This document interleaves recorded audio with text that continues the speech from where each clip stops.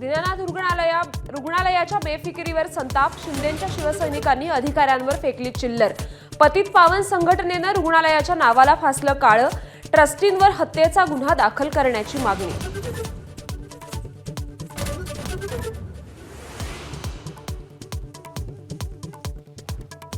दीनानाथ मंगेशकर रुग्णालयाच्या चौकशीसाठी 4 सदस्यीय समिती स्थापन.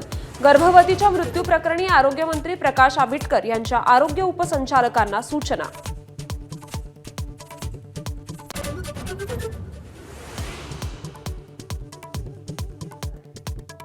शिवाजी महाराजांचा अवमान करणाऱ्यांविरोधात कायदा होणार. गृहमंत्री शहांच्या उपस्थितीत रायगडावर मुख्यमंत्री करणार घोषणा.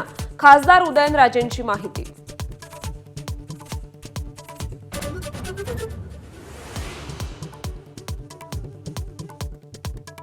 वक्फ दुरुस्ती विधेयकावर संसदेची मोहर. लोकसभेनंतर राज्यसभेतही मंजुरी.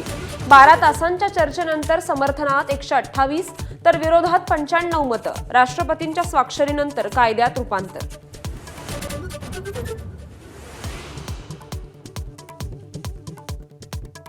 वक्फवरील चर्चेदरम्यान प्रफुल्ल पटेल, संजय राऊत यांची राज्यसभेत जुगलबंदी. पटेल कुणाचे नाहीत, ते दलाल आहेत. राऊतांची टीका. तर अंगूर खट्टे हे म्हणत पटेलांनी डिवचलं.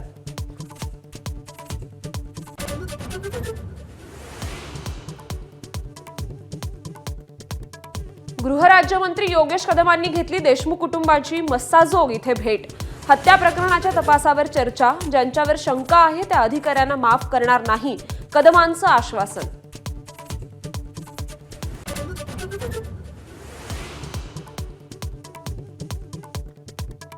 राज ठाकरेंनी राजकीय स्टंटबाजीसाठी बँकांचा वापर करू नये, अन्यथा रस्त्यावर उतरू. देविदास तुळजापूरकरांचा इशारा. तर मराठीच्या आग्रहासाठी कायदा हातात घेतल्यास कारवाई. मुख्यमंत्र्यांची ताकीद.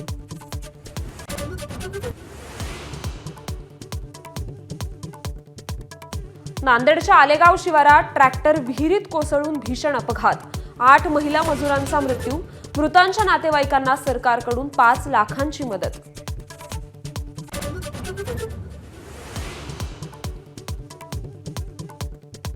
प्राध्यापक आनंद तेलतुंबडेंना परदेशात जाऊ देण्यास NIAचा विरोध. देशविरोधी कारवायात तेलतुंबडेंचा सहभाग. परदेशात गेल्यास तेलतुंबडे परत येण्याची शक्यता कमी, NIAचा दावा.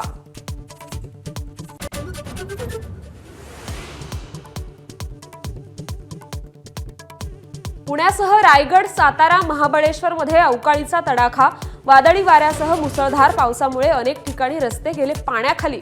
तर आंबा, हळद, कांद्याचं मोठं नुकसान.